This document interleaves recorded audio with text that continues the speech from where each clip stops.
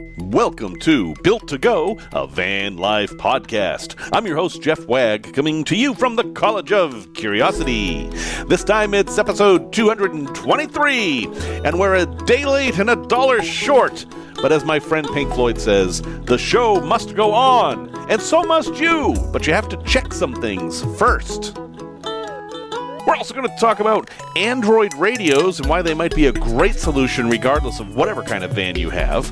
A product review of a Magsafe suction mount phone holder that's quite expensive, and a tale from the road involving limbs.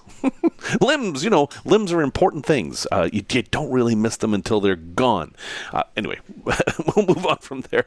Welcome back, everybody. Thank you so much for joining me once again. I apologize for being late. This week has been one of those weeks where everything just lined up at the same time, and that same time was yesterday, which is Wednesday, which is the day I normally record the show. I have all these trips to plan, and so I thought I'm going to do two things for you here. Two things as a thank you for your patience. I'm going to open up Sticker Amnesty. What is Sticker Amnesty? Well, I am somewhat well known in my little tiny circle of friends for giving out stickers, hook, waka, bang stickers. They are like Euro decals, if you know what those are, those white stickers you find on the back of vehicles that are kind of oval-shaped. And they have a question mark, a greater than symbol, and an exclamation point.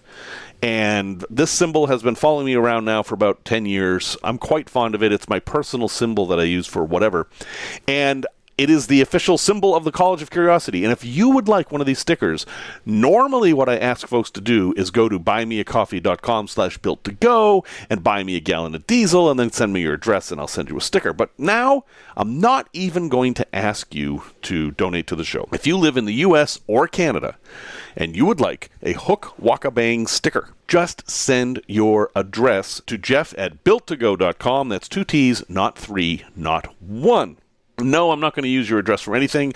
I'm basically going to write it on an envelope and then lose it. So don't worry about me selling your lists or names to anybody. That is not my thing. I hate all that crap. I'm not a marketer, as you may have noticed. The other thing I have to announce is I need to be more social. So here's the deal. I'm going to tell you where I'm going to be. And if you happen to be in the same place as me and you'd like to meet up for a few minutes or coffee if possible or show off your rig or whatever, I would be more than happy to do that. But I am on tight schedules most of the time, so you basically will have to come to me, which sounds kind of selfish. But consider that I have probably flown and spent thousands of miles to get to where I am at that moment. So, yeah, it's kind of fair. So, just so you know, I am going to be in Timberline Lodge next weekend. So that is the weekend of, let me find a calendar somewhere, the 16th, Friday the 16th, that weekend. I will be at the Timberline Lodge the 16th, 17th, and 18th, including a little bit in Troutdale on the 17th. Again, tight schedule, but if it happens to work out and you're in the area, I would love to chat with you for just a minute. I will not have my van, unfortunately. I'm flying out there. I will have a rental car, which I'm happy to show you, but I don't think it'll be very exciting. In September, I'm going to be in Bermuda and New York City. In September, I'm going to be in Newport, Rhode Island, very briefly on September, I think it's the 8th. I could be wrong about that. And I will be in New York City on September 15th, and I'll have a little bit of time there. We're going to do the Intrepid and the Circle Line tour. And I'm going to be in Bermuda in the middle of the previous week, so from like the 9th to the 13th. And heck, if you're doing van life in Bermuda, I will come to you. I don't care where you are in Bermuda.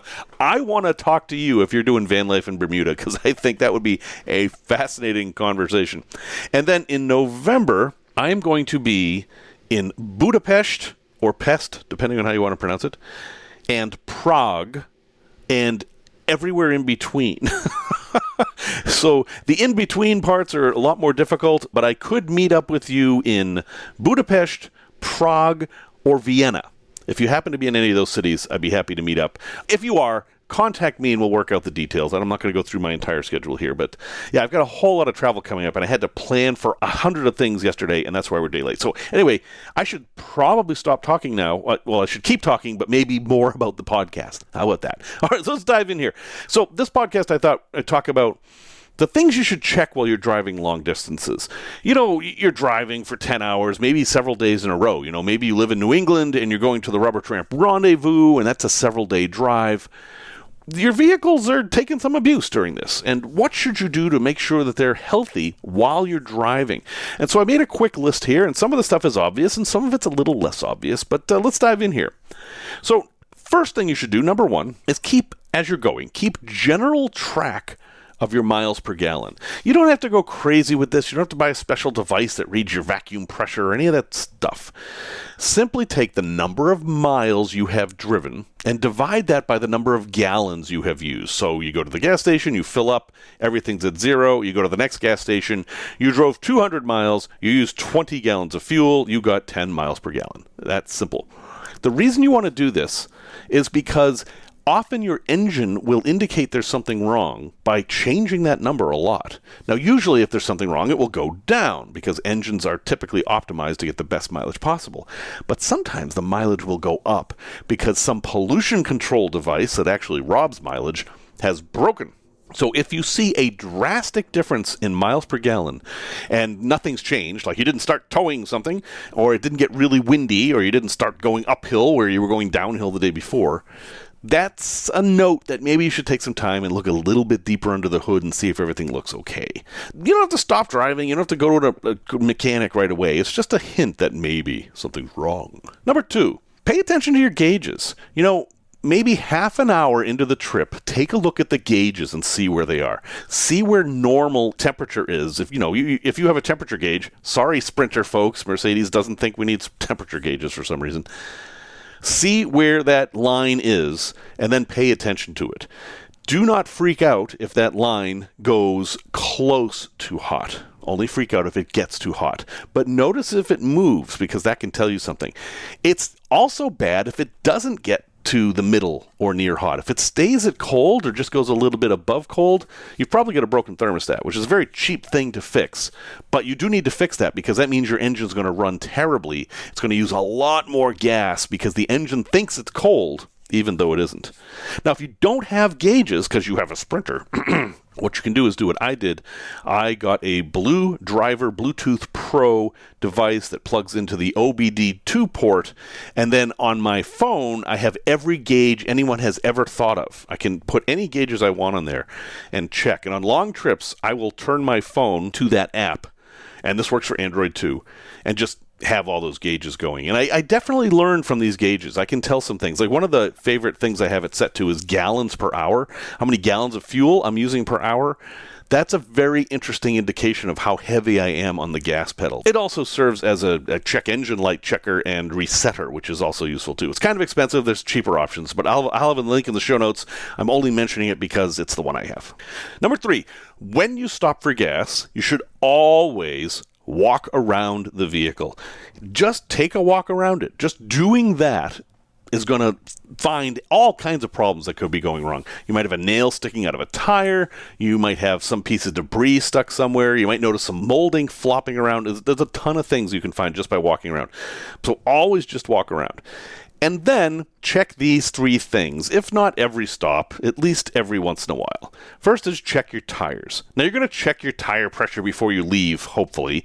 That it is at the correct range for your load and the tires, and you check that not on the sidewall of the tire, but on your vehicle. Unless you've put on some crazy aftermarket tires, the temperature pressure written on the door jamb is the one you want to follow. And just make sure they all look the same. See if any are sagging, and then if you think there might be a problem, go ahead and feel the tire. If it feels warm, that's okay. If it feels hot, like you can barely touch it, that's a problem. And feel the hubs too, right at the middle of where the wheel joins the car.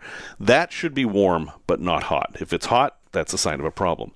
Once in a while, check the oil, use the dipstick, pretty simple, and also take a look at the coolant. Do not open the radiator. Don't open the radiator cap. That can be dangerous. You want to look at the coolant overflow reservoir, and you'll see there's a min and max there. You want the coolant to be in the middle. And that will move a lot, so don't freak out if it starts the trip at min and then goes up to maximum. It's meant to do that. It's an expansion chamber, so don't worry about that too much. By the way, side note, if you're in an emergency situation and that gets too low, you can put basically any kind of fluid in there. I mean, it's certainly not harmful to put water in there. You can put most kinds of antifreeze in there. I know there's special kinds of antifreeze, but in general, it's more important to have some liquid in there than not.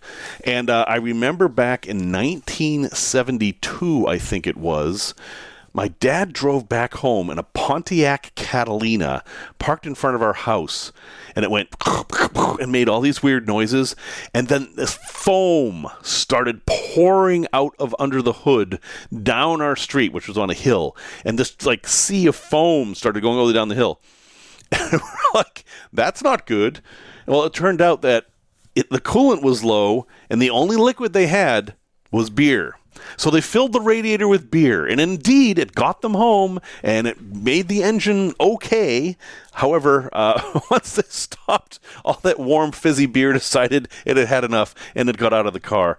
And I don't know, it was just kind of funny. Number 4, check your wipers. Check them before you go, but do give them some attention. Sometimes if your wipers are acting up while you're driving on long trips, they just need to be cleaned. You can actually clean your wipers. What I typically do is when I'm cleaning the window with my squeegee, at the gas station, if they happen to have one, I'll do that on the wipers too. I'll squeegee the wipers, and that'll help them last longer too. It'll just get some dirt off of them. Number 5, washer fluid. I told a tale from the road about washer fluid being empty in a talking car and driving across Alligator Alley in the 70s or the 80s. I can't remember which, but yeah, no, you want to have washer fluid. And just like with coolant, washer fluid is mostly about the water. So if it's not freezing cold out, you can fill it with water if you have to. You can even dump ice in there. If you got like a Coke and you drank all the Coke and it's just ice left in the cup and you're low on washer fluid, yeah, you can go ahead and dump that in there. That's fine. Washer fluid is nothing but water, methanol, and a blue dye, usually. There's other colors. So it's the water that's doing all the work. And unless it's winter, you can go ahead and put whatever you want in there. Number 6, check for leaks. As you're walking around the car, just poke your head under there and look for leaks. Now, this can be kind of hard in a gas station because everything's leaking there all the time.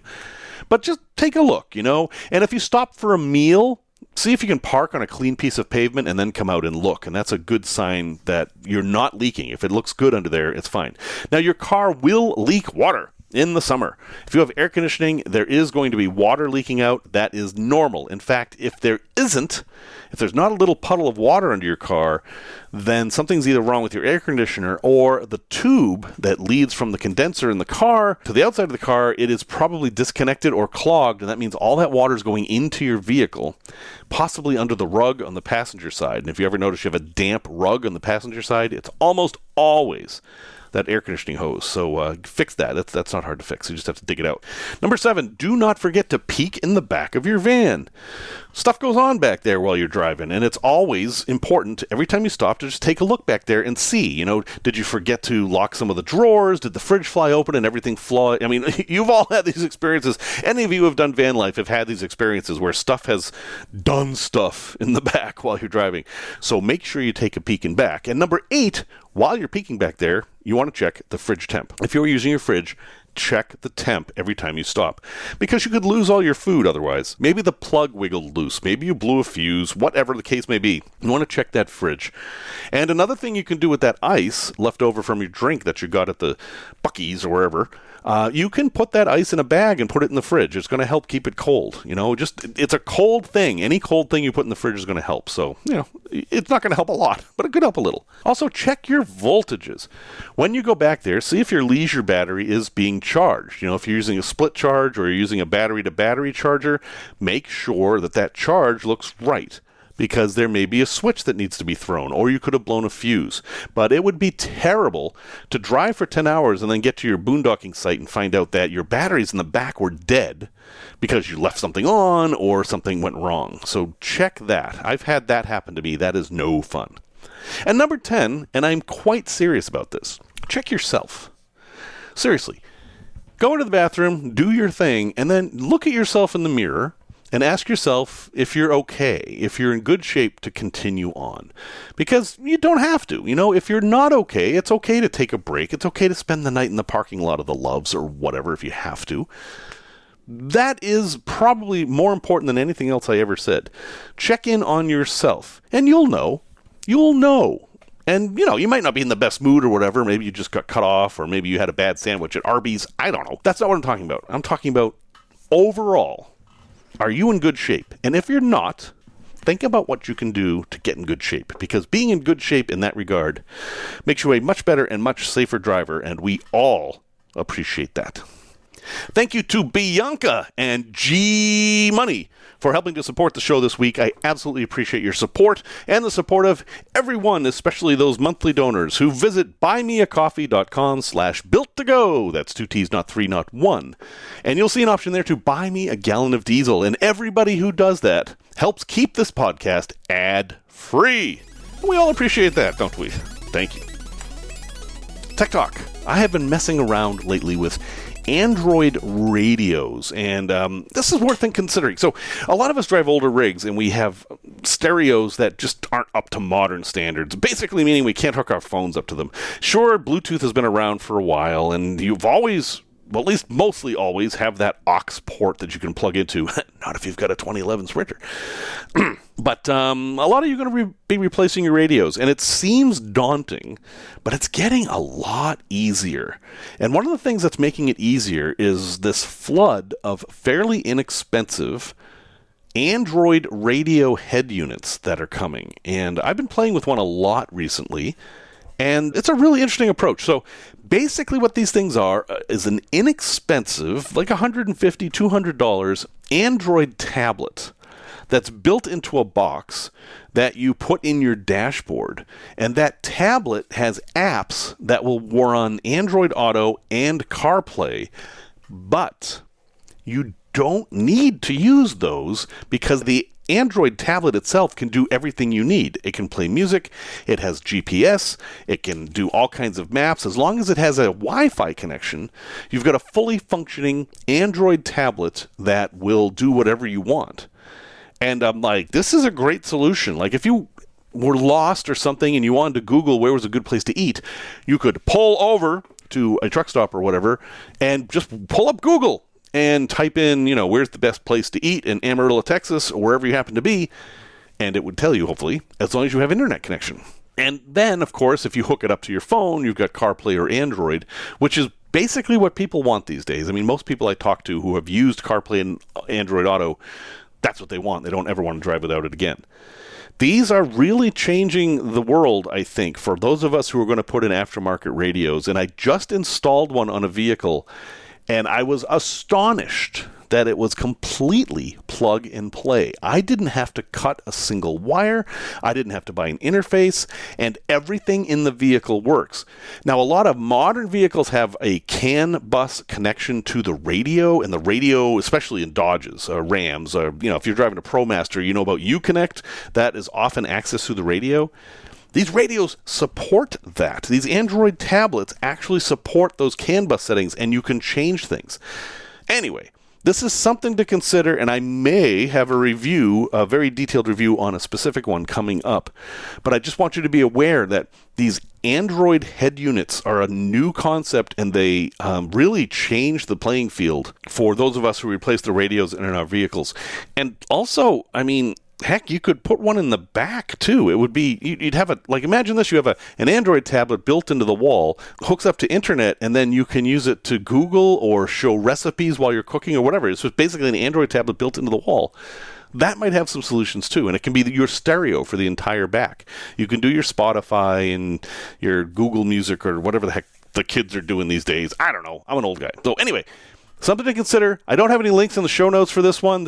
I want to introduce the concept to you of the Android radio head unit. And, yes, it does do the radio too. Yes, there's an app that will actually be the radio for you, and that does not use the internet. Product review. It is said that there are certain things that you should never skimp on, and one of those is a bed, because you're going to be spending so much time there. And another one, in my opinion, is your phone holder in your vehicle, because if that is not a good thing, it is going to drive you crazy. Or this is going to drive me crazy. And I have bought so many of these things, and some of them are just utterly frustrating.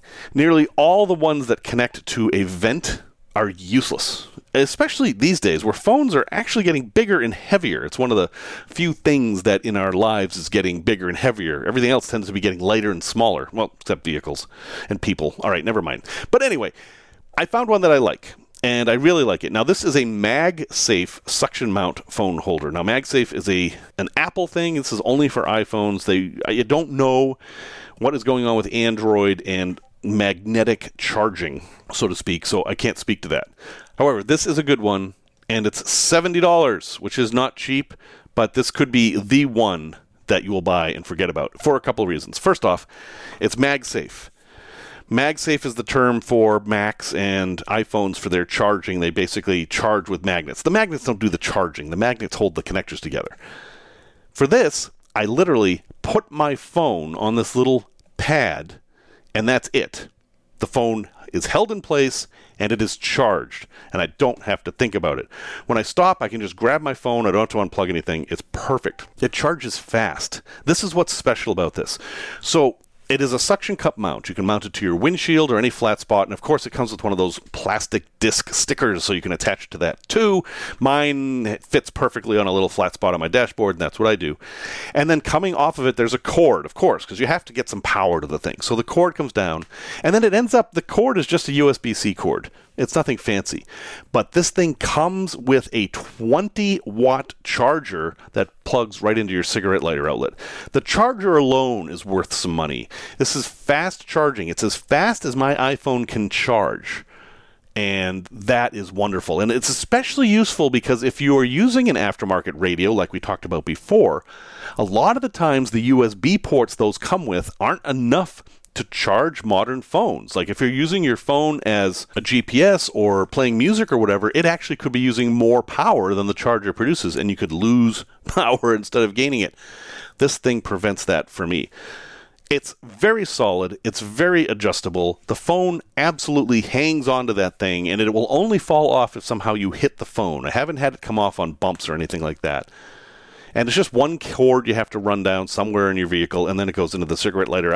Anyway, blah, blah, blah. I like it. It's a lot of money. There are certainly much cheaper ways to attach your phone to your car. And if you have CarPlay that requires wiring, which a lot of people do, this won't help that much because you still have to be plugged into your unit. I believe if you have your phone plugged in and on MagSafe, it's going to choose the plug-in to charge, not the MagSafe. But I'm not really sure about that. I've never tried it. I am currently using wireless CarPlay these days. So anyway, I'll have a link in the show notes. If you are tired of playing around with this crap and you have a modern iPhone, this could be the one true last phone holder you buy for your vehicle. Tales from the road. I moved to Chicago in 2010. Very tumultuous time in my life. I was all over the place, and basically I moved to Chicago because my girlfriend lived in Chicago, and she made a heck of a lot more money than I did. So when we started dating, we were like, who's going to move? And, well, it was me. I ended up being the one that moved, which is fine. So she had this penthouse kind of apartment in this building in the South Loop of Chicago. Really nice place, really nice spot. You could see the Sears Tower, a.k.a. the Willis Tower, a.k.a. whatever the heck they're going to name it next. And the skyline was just, it was a really interesting, nice place to live. And the only problem was there's no parking. So the first thing I had to do was sell my truck. I had a Honda Ridgeline at the time. And then I had no vehicle at all to my name for quite a while. So my tales from the road from those days don't involve me driving my own vehicle because I did not own one. But I had a place to live, and I had a wonderful girlfriend, and she had in-laws that lived right across the street. Now, I know that sounds like a nightmare for most people, but, you know, they seemed like nice enough folks. I didn't know them very well because, you know, obviously I just knew their daughter. So she would go off to work, and I worked from home, as I've done for many, many years, and you're in an apartment building. And when you have trash in an apartment building, you usually have a trash chute, and the trash chute is in the hall. So you take your trash bag, and you go into your hall, and you throw the trash down, and you go back to your apartment, and then you realize the door locked behind you, and you're standing there without any shoes or keys. The only thing you have is your phone, because you're addicted to it, and you carry it with you everywhere, even when you take the trash out, which is a good thing in this case. So I'm like, oh my God, what am I going to do? I can't even walk anywhere because I don't have shoes. So I thought about calling my girlfriend, but she worked half an hour away, and she's a doctor. It's not like I'm going to interrupt her day and have her come let me in. That was not going to happen. And I thought, oh no, I know what I have to do. The in-laws have a key. I have to call the in-laws and say, hey, I've locked myself out of the apartment, and I have no shoes, so I can't even come get the key from you. could you come over and let me borrow the key?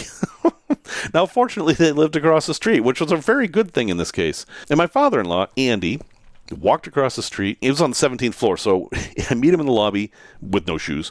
And we get in the elevator, and as we're riding up, I said, I'm really embarrassed by this. I don't know you guys very well, and I'm sure this isn't making a good first impression, but I really appreciate you coming over to rescue me from this situation. And he says, one time I was in a board meeting and we were discussing a new budget and somebody wanted to buy a new vehicle and we were wondering if it would fit the budget or not. And I just looked at it and I saw how expensive it was and I said, look, this thing costs an arm and a leg.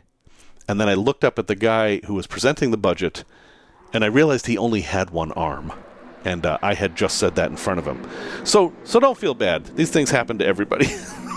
And at that moment, I realized I had made an excellent choice into which family I was eventually going to marry into.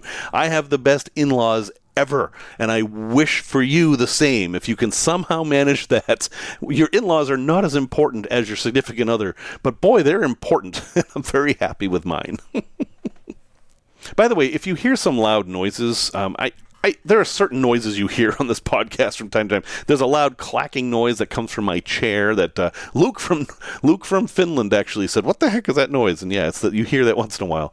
But today is practice for the Air and Water Show in Chicago, and I swear they're flying right outside my window. So if you hear whooshing noises, it's not me having trouble breathing. It's actually some sort of fighter jets flying by my window. So I apologize. A place to visit. Deep in the woods of New Hampshire lies a mystery beyond... No, it's not quite that exciting, but there is something interesting out there in the woods of New Hampshire. This is called Madam Sherris Castle. Madam Sherris Castle. I mean, that's kind of exciting in and of itself. But it's an interesting place because it has an interesting story. So this is in Chesterfield, New Hampshire. It's in the southwestern part of New Hampshire, so fairly easy to get to from Massachusetts, just like most of New Hampshire, which is why they have clever nicknames for the people from Massachusetts. And the story, I'll tell you the story really quick, but you should do your own research and go visit this place to see it. Madam Sherri was a socialite. Her name was Madame Antoinette Sherri, and she was a costume designer from New York. And she started buying land in Chesterfield, New Hampshire to kind of basically to get out of New York City in the summers. This was a common thing back then. You've heard of the Borscht Belt in the Catskills? This is a similar phenomenon, is that everybody wanted to leave New York City in the summer because it was hot, it's before air conditioning, and it stank. So she started buying up this place in Chesterfield, New Hampshire, which was nowhere. And she built a castle, this huge stone castle on the property. And then, of course, she invited all her friends up. So this is like the female Gatsby. She had these massive parties out there in the woods, and all kinds of debauchery happened, supposedly. And built this beautiful, it's not really a castle, it's a stone house, but it was really, really nice. And then she ran out of money. 1920s, right? What happened after the 1920s? The 1930s. What happened in the 1930s? Yeah, the Great Depression. She ran out of money, the place was abandoned, and it sat there until 1962, completely empty and looking more and more haunted and such. And then it burned to the ground. So why am I telling you to go visit this place that burned to the ground? Because I said it was made out of stone, and in fact, not much of the house remains, but it had this elaborate stone staircase that went around the outside of the building to the second floor, which is where she entertained, and that survived. So what you have today in the woods of New Hampshire is this stone staircase that just goes up in the air and stops. And this is not a little thing. This goes maybe 15 or 20 feet into the air. It has caused the locals to call this the Stairway to Heaven. Yes, and it's claimed that if you listen closely, you'll hear the faint strains of laughter and music coming from the ruins. Or not. You may not actually hear that, but, if you want to try to hear it, you can. Or you can just bring your own, too. So, anyway, I'll have a link in the show notes. It is not the kind of place that has an address, You have to follow directions to get there unless you can find the GPS coordinates, which are not on this article I have. But yeah, it's a very cool thing to see. And I've had friends go there. I've actually not been, believe it or not. But given that I live there, my friends who've been there said it's very, very well worth seeing. And it's not that far from civilization. So one note, though, please. Over time, structure's gotten a little bit weaker, so don't climb the stairs. Take pictures, do all kinds of selfies and stuff like that. But yeah, please don't climb on the stairs. They're not safe. Resource recommendation. So a lot of my planning this week has involved weather. I plan these trips, and I have to figure out what the weather is ahead of time so I know what I'm planning for. And so I'm going to Budapest and Prague in November. I don't know what it's like in those places in November. I mean, is it like Chicago? Is it colder? Is it warmer? Is it likely to snow? So I need to figure these things out in order to know what to pack and what to tell other people, because obviously I'm organizing trips and bringing people with me. I need resources for that. And one that's really easy that I found, which would help you guys too, because if you're trying to plan a van life trip, like for example, you want to go to Death Valley. What's Death Valley like in May? Is it 110 degrees? Is it 40 degrees? What is it? Well, this website will help you, and it is wonderground.com/history. This is the Weather Underground, which weirdly got its name from a terrorist group. I don't quite understand how that happened, but Weather Underground is Wonderground with a U, wonder with a U, ground.com. And it's one of the big weather sites. You've probably heard of it. But if you put a /history at the end of the URL, you can bring up historic weather data for any place in the world, basically. And you just go there, and you'll see you type in the place and a date. Now, you have to pick a date. It won't work if you don't put in a date. So put in last year's date. And sure, last year could have been an outlier, but it doesn't matter, because what it then presents you is a giant page of all kinds of data about what the weather was like a year ago, and then it will show you the historic highs, the historic lows, the historic averages, how much precipitation you can expect, and basically you get the most complete picture of what the weather was like in a place and what you can expect if you go there in the future. So to try it out here, let's say I want to go to Stovepipe Wells, which is in Death Valley. If you've been to Death Valley, probably been to Stovepipe Wells. But anyway, and I'm going to go in May. So I'm going to put in May 15th, 2023. I could do 24, I guess, but whatever. And I'll hit view. Now, what does it say here? So what do you think? What was your guess on the temperature of Death Valley in May? Well, the answer is the high was 96 that day, and the low looks like it was about 70. Now, is that normal? Death Valley's been having crazy weather lately, and it is actually not normal. That is above average. Average historic high is 88, and it was 96 on that day. The average historic low is 65. The record high was 107. The record low was 44. The dew point was 36.75. That's not a lot of humidity. It was very, very dry. And you can get the sunrise and sunset, too. The sunrise is at 5:38, sunset's at 7:40. And then it even goes further. It gives you hour-by-hour reports of the weather conditions. So this is as good as it's going to get, folks. If you need to do historic weather research, this site is as good as any. They're all getting their data from the same place. All the data comes from the government. But the interface matters. This interface, it does have a couple of ads, but it's pretty easy.